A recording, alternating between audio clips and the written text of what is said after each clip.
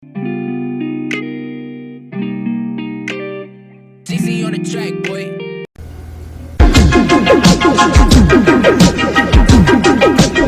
RPN, Radio Philippines Network Incorporated, DXKO. 1368 sa dial sa inyong radyo.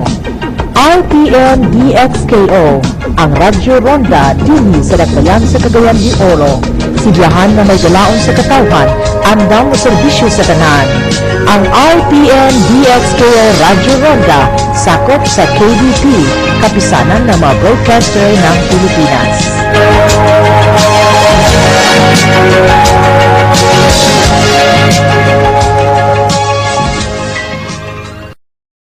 Good morning, Lord. Thank you for a new day. Thank you that your compassion is renewed every morning. Great is your faithfulness and your steadfast love, O Lord. I don't know what all is going to happen today and how much I'll get done, but you do. So I give this day to you. Fill me with your Holy Spirit, Father. Energize me for your work, because you know how tired these bones are. Awaken me to the wonder of your salvation, and quicken my spirit to the reality of your work in my life. Lord, my mind is filled with creative ideas, but they're all jumbled. Holy Spirit, come and hover over my mind like you hovered over the waters at creation, and speak order out of the chaos. Help me to cease striving and to trust that you will give me all I need today to do the work you've given me to do. You will be faithful to complete the good work you've started. And as I step out into my day, I declare your sovereignty over every area of my life. I entrust myself to you and ask that you use me however you see fit. This day is yours. My body is yours. My mind is yours. Everything I am is yours. May you be pleased with me today. Amen.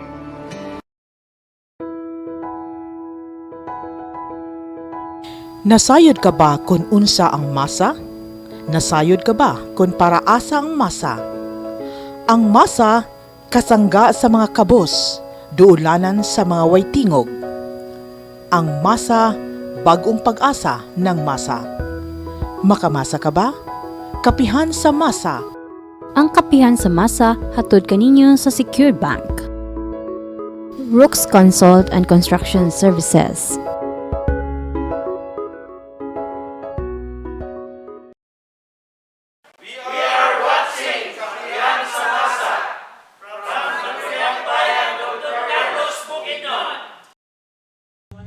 Maayong buntag mga kamasa, namaste. It's a Sanskrit phrase in yoga which means I bow to you. Mao ni karon ang popular nga touchless greetings mga kamasa since dili pa man ta makabeso-beso or maka-handshake karong panahon sa pandemic. So thank God it's Monday, nakapangape na ba mo? So parisa nato na siya og init nga pandesal while gatan-aw sa amo dinhi sa kapihan sa masa. Sa ato mga traffic enforcers diha nga sayo pa sa buntag, gabantay na para sa hapsay atong kadalanan sa mga vendors nato dinha sa kamerkaduhan o sa asa man nga dapit sa atong syudad o sa mga estudyante nga sayo ang mga online classes og apil na ang mga ginikanan nga padulong na pod mo ato sa eskwelahan para magkuha og modules no sa katong mga modular no nga klase para sa ilang mga anak. So mayong buntag kaninyong tanan. Dili na to kalimtan mga kamasa to continue spread good vibes and think positively para happy lang, walang ending. Okay? So live kita karon via RPN sa Parasat Cable TV Channel 5 ug madungog usab kita sa RPN DXKO 1368 kHz AM sa inyong mga radyo. Mayong buntag usab sa atong mga viewers watching live via Facebook streaming. si Kamasa Rosalie. Hi, Sel. Good morning. She is always watching. And to Councilor Keith Anthony Cotico of Don Carlos Bukidnon. New look ra ba kayo si Councilor? Belated happy birthday. He is always watching here in Kapihan sa Masa. To my beloved cousin, Leia Rapadas, who celebrated her birthday last January 15. Belated happy birthday! I'm sure busy kayo siya karon no, today kay opening sa ilang new business venture. Ang Valencia Power Electrical and General Merchandise nga located din sa may Fajardo Building, Valencia, Bukidnon. Sa tanan ako mga relatives din ha, no, sa Calonia Compound. O sa akong uncle Noling, Auntie Feli, Cousin Paige, and Tiffany sa Sugod, Bukidnon. Good morning! Nagpasalamat ko karon sa iyo sa kabuntagon mga kamasa kay Giovanna na pod ko ni Kamasang June mayong buntag kanimo. Okay, yes, mayong buntag kanimo Kamasang May. And good morning mga kamasa. So kumusta no sa mga padulong na karon sa ilahang mga tagsa-tagsa nga trabahuan, especially sa atong mga frontliners sa tanan nato nga mga drivers sa bus, jeepney, motorela o tricycad og sa tanang mga pasahero, amping mong tanan sa pagbiyahe mga kamasa. Og sa atong mga kamerkaduhan din sa Kugon, sa Carmen og sa westbound sa Bulwang Market sa tanan, mga vendors og mga namerkado na karong orasa, maayong buntag kaninyong tanan.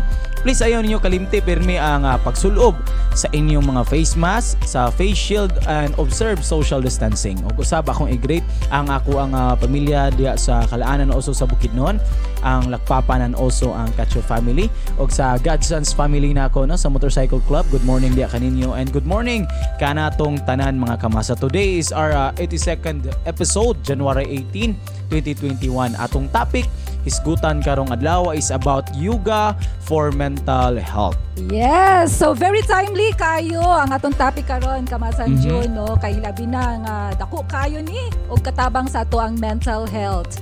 Dili man jud nato malikayan nga moagi ta og mental crisis no. Tao ra biata. So especially pod karon nga mga panahon sa pandemic no nga kasagara jud akong mga nabal-an nga mga pagmuagi na taani nga mga krisis.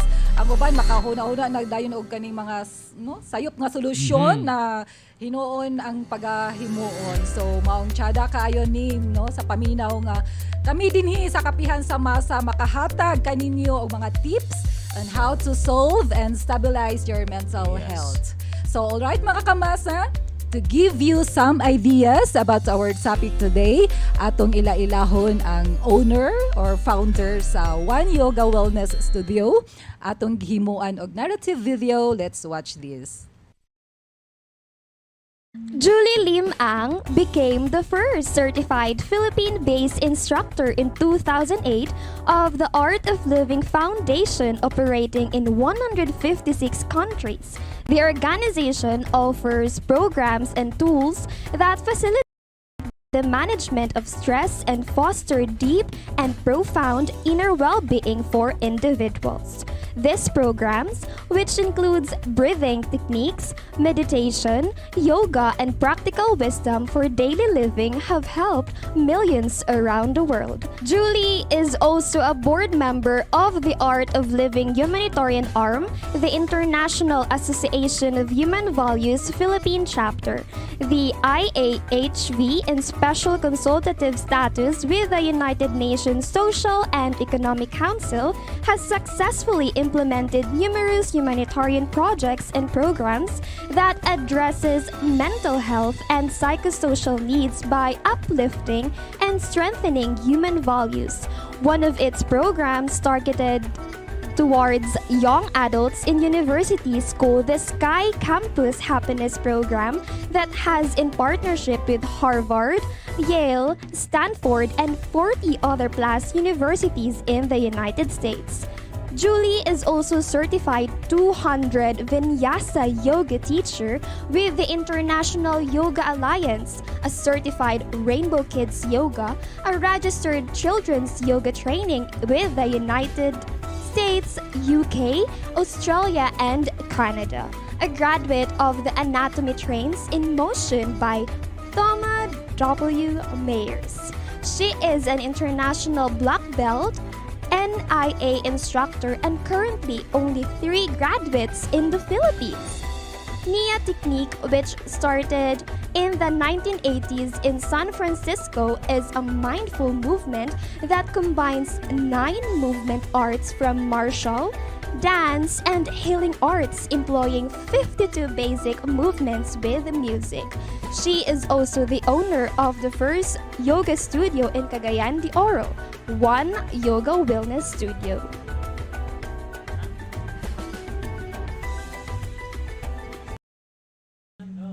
Mga kamasa, we are so lucky atong na-interview ang duha ka yoga teacher of One Yoga Wellness. We know nga excited na pud mo, mga kamasa, nga madungog ug mailaila ang atong invited guest nga mag-share kanato dinhi sa Kapihan sa Masa. Talagsaon ra ni nga opportunity at ang ilamang kini ninyo og sa dili madugay ato silang maistorya. And padayon gihapon kita mga kamasa sa pag-apod-apod og free load para sa atong smart and talk and text SIM users. Our smart communication question of the day is: unsa ang tawag sa yoga instructor? A. Yogi, B. Guru, or teacher? If you know the answer, just send your answer to 0908-555-1693 in order for you to win Smart Gigaload 99. The first 3 texters nga makatubag sa correct answer will be the winners. Alright, so this portion is brought to you by CWS Party List, ang party list na may puso sa mga manggagawa. Secured Bank, ang bangko ng masang Pilipino, Rux Consult and Construction Services, Turugan Cafe, and Smart Communications Incorporated. Let's pause for a break and we will be right back. Kapihan sa Masa. Ang Kapihan sa Masa gihatod kaninyo sa CWS Party List.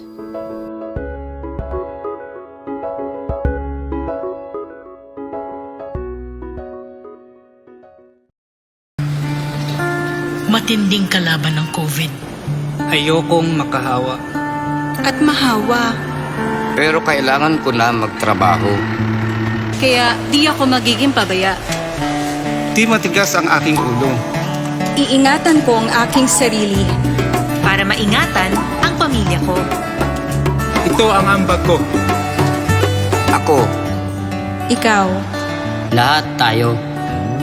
Sama-sama nating Mayaangat ang bayan. Basta't sama-sama tayo. sa pag-ingat buhay. Para sa ating hanap buhay. Mask, hugas, iwas.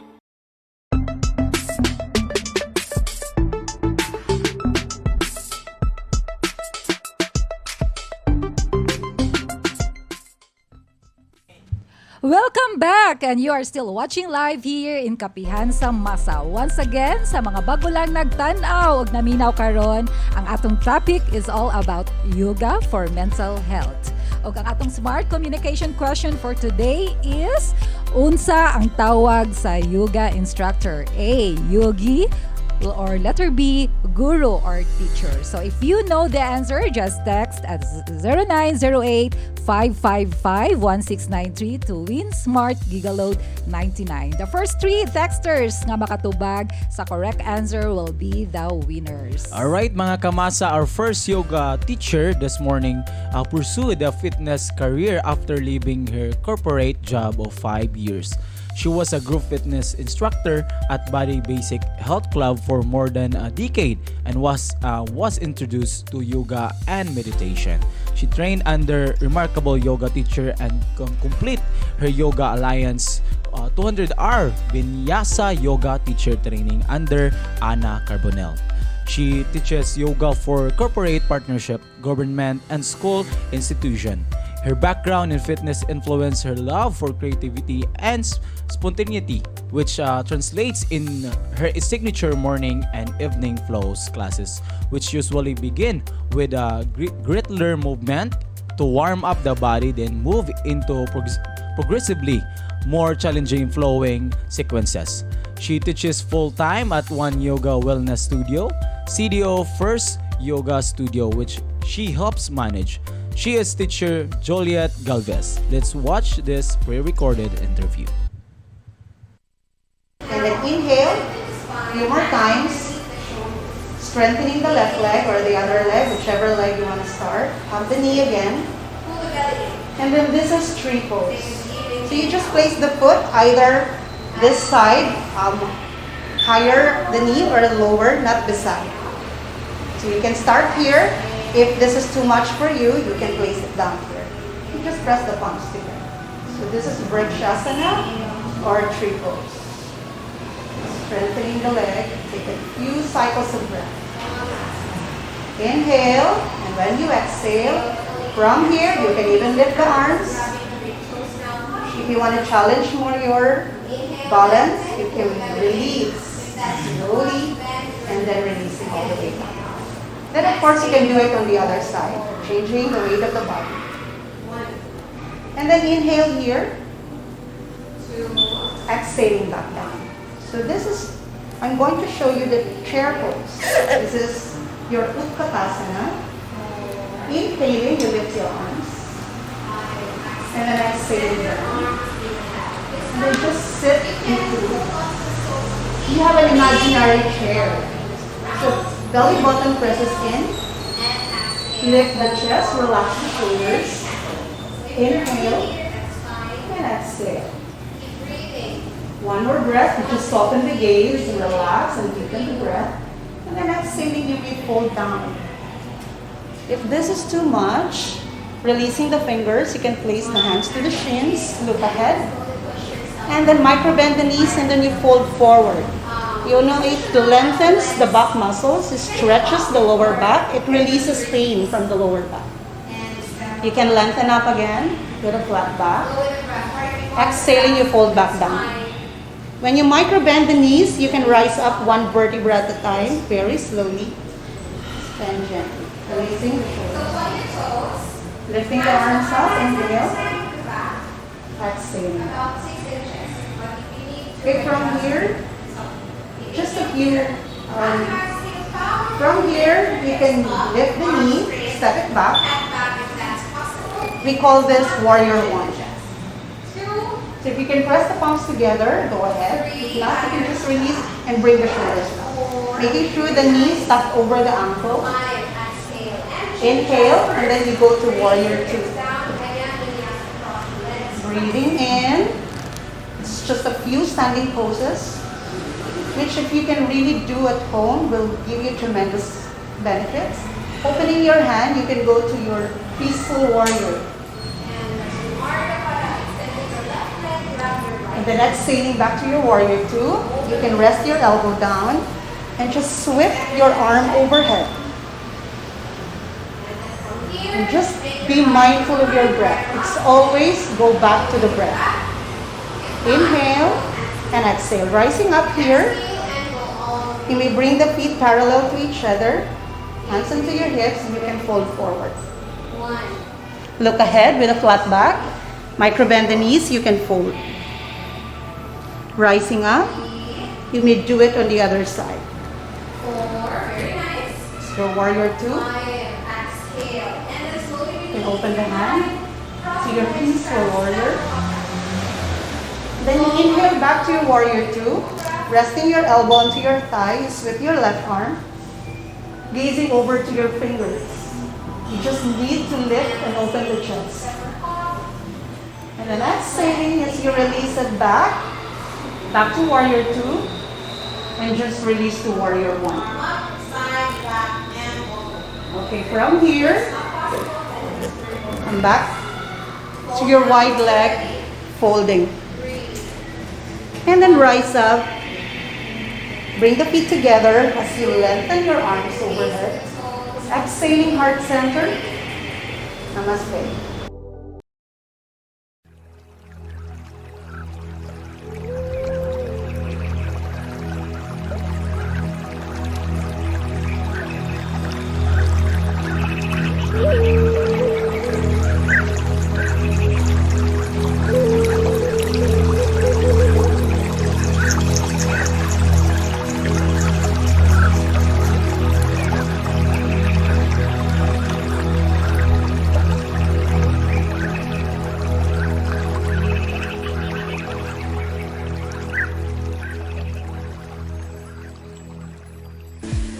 Hello everyone. So I'm Juliet. I'm from One Yoga Wellness Studio, CDO. We're the first yoga studio in Cagayan de Oro. I came across yoga. Actually, my background was fitness. I've been a group fitness trainer for so many years, for quite some time with Body Basics Health Club. And then Teacher Julie, the owner of Body Basics, introduced yoga and meditation to me. So it was really life-changing at that time. And then we fell in love with yoga. So after which, she decided to really transition from a gym to a healing place like yoga, most especially because at that time it happened Sendong. So Teacher Julie, the owner of Body Basics and now the owner of One Yoga, who also happened to be our wellness directress, she was all over Mindanao at the time when Sendong happened. So she discovered that trauma relief, and at that time, meditation, mental wellness, and she knew that she can do a lot more things than just having this gym. So she transitioned from a health club into a wellness studio. It's really One Yoga. So she opened, she was brave enough to step forward and create this. Although even until now, people are not still familiar with yoga. So diba, a lot of people, but when we opened, it was really a brave heart.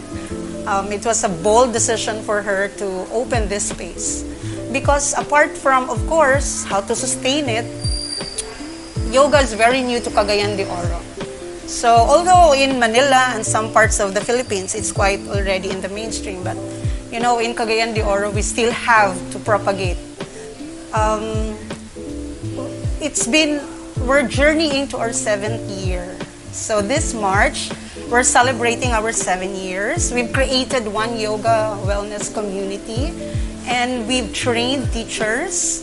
Teacher Julie also decided to have the first yoga teacher training, which is Yoga Alliance based in Cagayan de Oro. So she was able to bring teacher Anna Carbonell from Australia to do the first yoga teacher training in Cagayan. So we're so happy. We're so happy for that opportunity that she gave us. And this community that we have now, it's growing. And Teacher Julie is also the first black belt registered NIA teacher. She's one among the 4, and she's only one, I think, in Mindanao. There are different types of yoga. So we have yin and we have yang. So when you know the yin and the yang, when you see the white and the black, there's a certain white in that black and there's a little black in that white. So meaning they really complement with each other. So yin is the passive style of yoga, wherein it focuses more on the flexibility, the fascia. It's so internal. They work closely with Chinese medicine. And the yang practices of yoga are the more active ones. So we have Ashtanga, Hatha, Vinyasa, Iyengar. There's plenty actually. There's plenty of types of yoga. I specialize in Vinyasa because I really love a flow class. So a lot of yoga practice, most especially Ashtanga, the one Teacher Glendy is holding now, it's a set of poses. So meaning, every time you come to class, you'll be doing the same set of poses. But in Vinyasa, the teacher creates the choreography. Like, for today, I want to strengthen I want to open the heart. So I will create a choreography based on what I want to come out. So it's a flow class. Every class is different from the other class. Okay, basically, yoga is a psychology because essentially it works on the mind. It's a mind and body practice. It's a mind and body discipline. So yoga in the Sanskrit word is yuj, Y-U-J, which means yoke. So it's a union. So when your body and your mind and your breath is into one, you come to be fully present. You come to be fully aware of what is going on around you at that given present moment.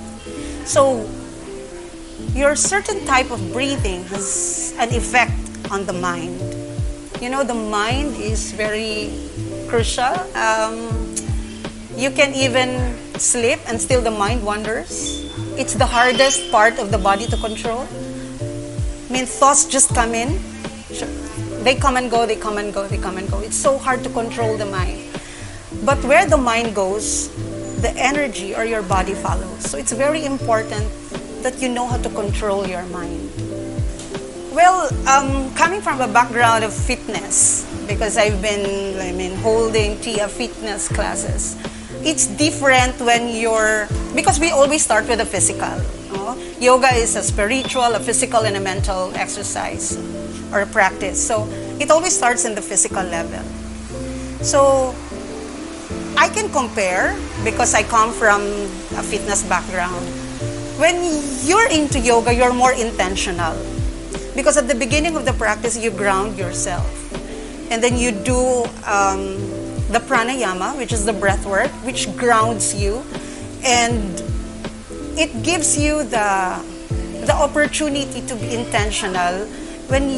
Why are you present in your mat today? Why are you doing yoga? So you have an intention. You have a goal. So when you flow from one pose to the next, you feel it internally. So the journey is inward. Yes, we opened the space. Actually, during the pandemic, we're one of the hardest hit industry, the fitness and the wellness industry. But because of our the clamor and the request of the students to reopen this healing space, they really requested, because as they say, mental health is the new pandemic. No, we're not used to being locked down in the confines of our home. So we're not comfortable that our movements are so limited.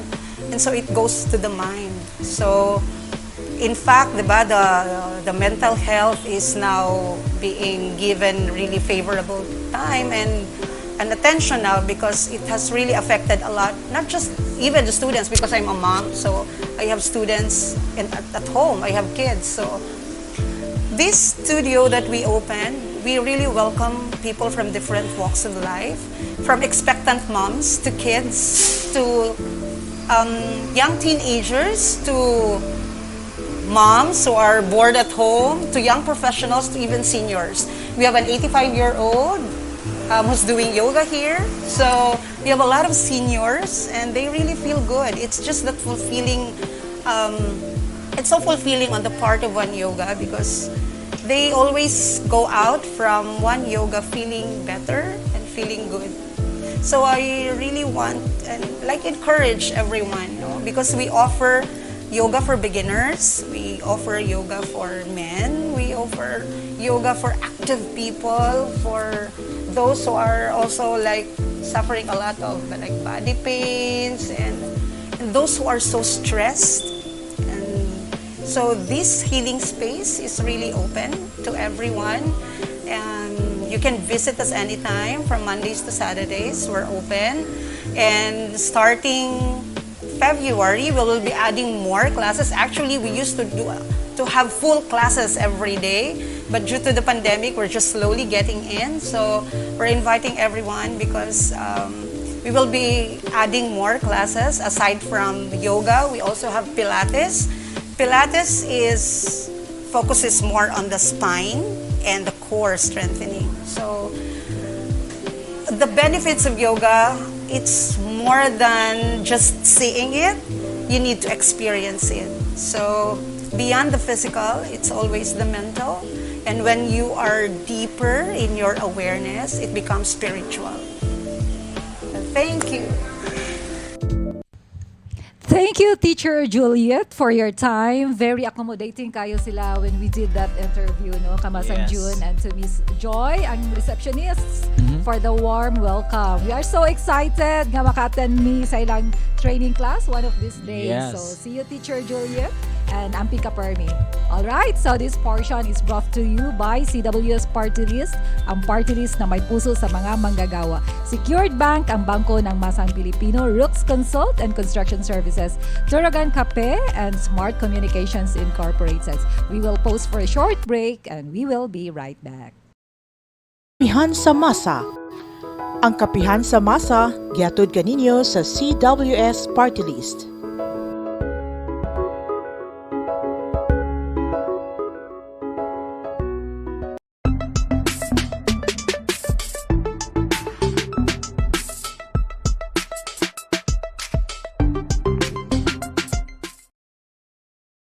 Greetings from the Order of the Second Degree.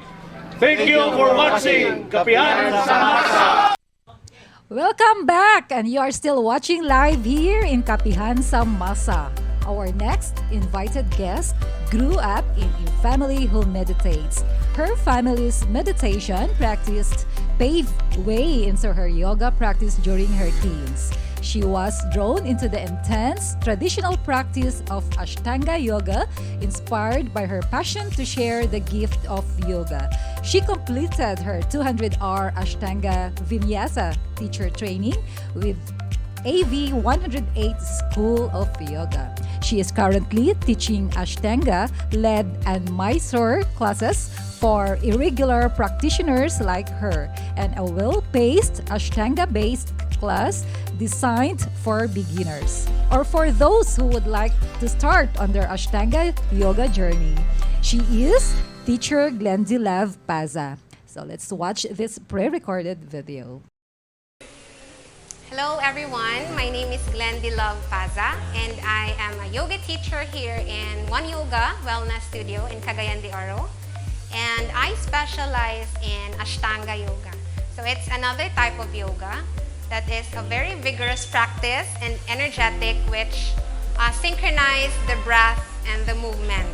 So it has 6 series, and this practice already has a set of asanas that we have to follow. And then so the practitioners here, so every time they attend the practice, it's like they have to memorize, or if you're a beginner, it's okay for the teacher to lead you first. So Ashtanga has 2 types of class. So it has the lead and the Mysore. So the lead class is what we did earlier, that the teacher has done the cueing and what's the next pose. The teacher will be cueing the students. We'll be adjusting. If hindi pandemic, we will be adjusting. Since it's pandemic, so we are forbidden to adjust. And the second type of class is the Mysore. So the students here are already practitioners and they already memorized the series. So they come into a group of class here. So the teacher is only there to parang adjust the students individually. So they do their own pace, they do their own practice since they are familiar with the sequence. And so that's the 2 types of classes of Ashtanga.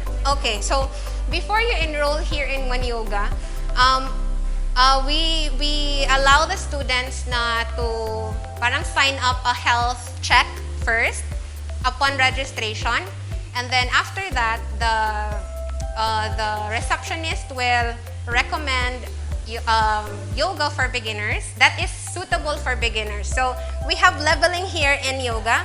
So you can see in the schedule if it's for, we have a schedule man uploaded in our Facebook page. So you can see if it's a beginner, level 1, level 2, advanced, and intermediate. So they can identify which class to attend to, suitable for them. And then the receptionist also, if we are here while you are enrolling, we can recommend you or tell you what classes you should attend first. So for suitable, usually is the Yin Yoga. Yin Yoga is another type of yoga. And then the Vinyasa beginner. vinyasa flow, beginners. They should always be aware about the beginner's level. So they should ask always if it's for beginners. There are a lot of research about yoga. So when you say scientific, is it scientific about how yoga change or deal with stress, for example? So because yoga has many powerful tools, its discipline focuses on three aspects. So the mind, the body, and the breath. So that is why yoga, so according also to the research, they can always Google about yoga. It helps deal with the stress because it focuses on the mind, body, and breath. So parang if that's what yoga focuses on, and then the stress is parang yun yung dinideal niya, di ba? When you're stressed kasi, you feel like your breath is very short, di ba? Pag galit ka parang hindi ka makahinga. So that's one thing. If you do yoga, your breath will become more long and deep. Your mind becomes clear, and then your body becomes very flexible, in which it unblocks the blockages inside the body. And also there's this parang it affects your sympathetic parasympathetic part of your system. So parang ganun lang. But I cannot elaborate more on that. They can always Google or search it. For me, because I started yoga at a very young age. So I was 21 years old that time. And as a very young practitioner, it's not really more on the deeper aspect of yoga you're after. Diba? If you're young, it's like more on the physical. I want to do the headstand. I want to do the arm balances. But, continuing with the practice, and I became a teacher eventually. So parang it led me eventually into the deeper side of the yoga. So doing yoga kasi, it parang pinupukaw niya yung other dimension of your body. It's the same with me. It happens to me. And I begin to see things clearer. I begin to understand my body more. And I begin to parang, it's like a very blur na fog sa glass. Yoga made me parang ease that fog. So that's what yoga helped me. So now I focus on teaching yoga and helping my students, so that the benefits that I achieved here in yoga, I can also share to them. So it's like that, parang sharing my yoga journey to them. And that what made me parang stick to yoga. Okay, my take on that. I think because especially young ones, they were very distracted with a lot of things, and they're not very sure of what they want, because life is parang ang daming distractions, and ang daming yung challenges sa mga tao, syempre. And hindi mo maiiwasan na parang yung mind mo kasi parati yung magulo ba. So yung mga bata, hindi pa nila alam yung gusto nila or ano ba talaga yung purpose ko. Okay, so parang if you don't know your purpose yet, parang yung feeling mo is anong worth ko here sa mundo, di ba? So parang yun yung itinatanong mo sa self mo, what's my worth if you don't know your purpose? So first, you should know your purpose.